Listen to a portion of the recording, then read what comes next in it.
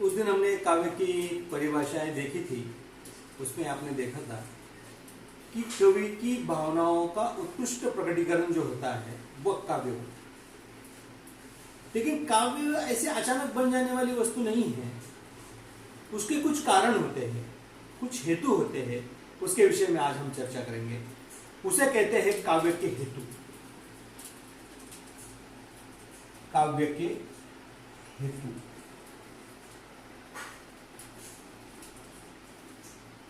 काव्य शास्त्रियों ने काव्य के मूलतः 3 हेतु माने। एक प्रतिभा,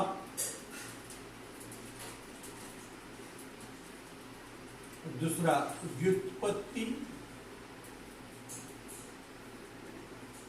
और तीसरा अभ्यास। किंतु राजशेखर नामक जो काव्य शास्त्री है, उन्होंने एक चौथा काव्य का हेतु भी उन्होंने माना है और वो है समाधि।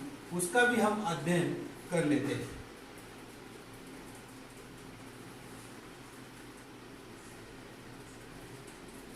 आपको पता है कि संसार में कोई भी चीज जो बनती है उसके पीछे कोई ना कोई कारण होता है, उसके पीछे कुछ ना कुछ हेतु होते हैं। उसे ही काव्य के हेतु या इसे ही काव्य के कारण भी कहते हैं।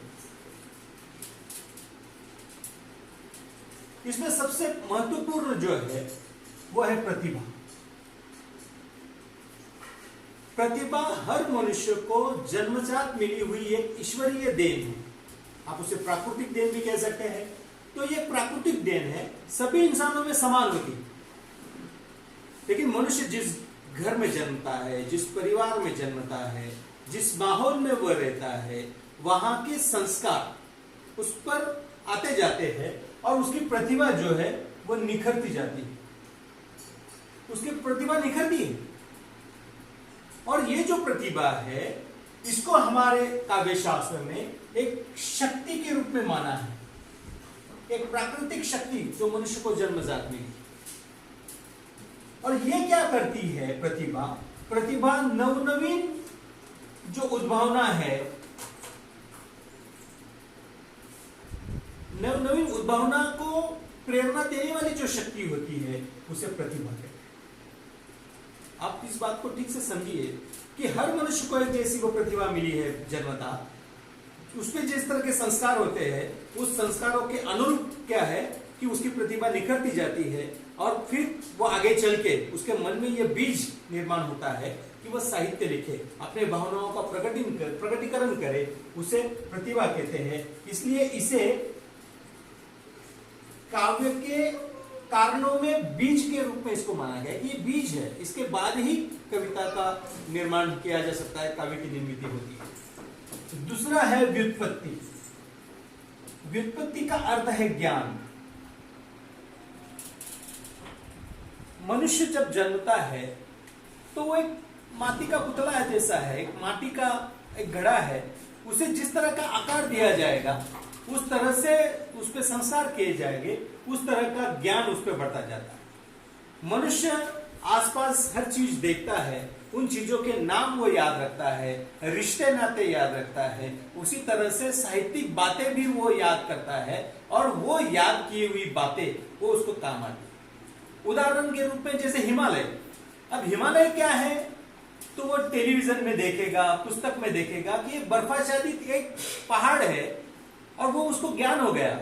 इसलिए जब भी उसको हिमालय के बारे में पूछा जाएगा उसके दिमाग में यह ज्ञान रहेगा कि एक बर्फाच्छादित ऐसा वो पहाड़ है जिसे वो हिमालय कहा जाता है। भले उसने ना देखा हो, जरूरी नहीं कि हर चीज देखी जाए, अनुभव की जाए। तो कुछ चीजें हम ज्ञान के माध्यम से, चित्र के माध्यम से, चित्रफीत के माध्यम से, वीडियो के माध्यम से उन लोगों को वो पता चलता है और वो साहित्य अपने ज्ञान को बढ़ाता है। और तीसरा जो है वो है अभ्यास। इसकी भी बहुत जरूरी है। आपने देखा होगा, ऐसा कहा जाता है कि करत करत अभ्यास जड़ मत हुई सुजा। अभ्यास का अर्थ है कि निरंतरता या निरंतर की जाने वाली कोशिश। जब कोई साहित्यिक, जब कोई कवि अपनी रचना को लिख रहा होता है तो वो उसको बार बार प्रयास करता है, वो उसके विषय में अनेक सारी जानकारियां इकट्ठा करता है। जैसे समझ लो किसी को छंदात्मक काव्य लिखना है तो वो छंदों का अध्ययन करेगा, छंदों का अभ्यास करेगा और उसके अनुरूप वो समझेगा कि दोहा किसे कहते हैं, चौपाई कैसे लिखी जाती है, सोरठा कैसे लिखा जाता है, हरिगीतिका कैसे लिखी जाती है, उससे से उपन्यास के क्या तत्व है, कहानी लिखनी है तो कहानी के क्या तत्व है। जिस तरह से समझ लो उसे नाटक लिखना है तो नाटक की क्या आवश्यकताएं हैं, नाटक के कौन से तत्व है, या निबंध लिखना है तो निबंध कैसे लिखा जाता है, रिपोर्टाज अगर उसे लिखना है तो वो कैसे लिखा जाता है, यात्रा वर्णन उसको लिखना है तो वो कैसे लिखा जाता है, इसका वो अभ्यास करता है, अध्ययन करता है और अध्ययन के उपरांत ही वो जाकर उस निबंध को, उस कहानी को, उस कविता को, हर वस्तु को, जो भी उसको लिखना है, जो साहित्य लिखना है, उसके विषय में वो निरंतर कोशिश करता है। और आपको पता है कि निरंतरता ही मनुष्य को सफल बनाती है। और इस तरह से प्रतिभा, व्युत्पत्ति और अभ्यास, ये तीन वस्तुओं के मिलने से, इन तीन चीजों के मिलने से एक अच्छा साहित्य निर्माण हो सकता है। राजशेखर जी जो है उन्होंने समाधि को काव्य का मुख्य कारण माना है। तो समाधि है क्या? समाधि है मन की एकाग्रता।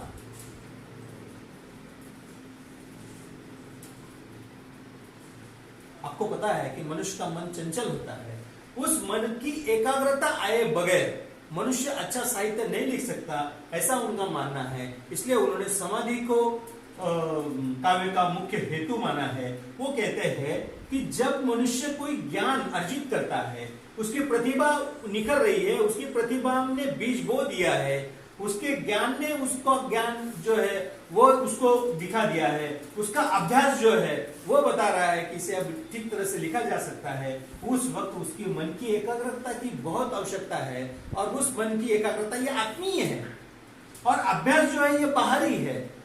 लेकिन बाहरी अभ्यास की जो सीमा है, या अभ्यास का जो प्रत्यय है, या अभ्यास का जो प्रतिफल है, वो समाधि है।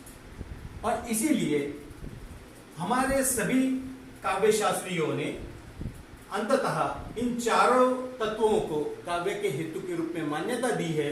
और ये चारों हेतु के मिलने के बाद ही एक अच्छा साहित्य, एक अच्छा काव्य जनता है। और वह काव्य हमारे समाज में, हमारे लोगों के लिए, सामाजिक जागृति के लिए, किसी को संदेश देने के लिए इसका उपयोग हम करते हैं। आपने देखा है कि हमारे यहाँ काव्य के कई प्रकार हैं, उस पर हम अगले व्याख्यान में हम उस पर विचार करेंगे, काव्य के भेद पर हम चर्चा करेंगे।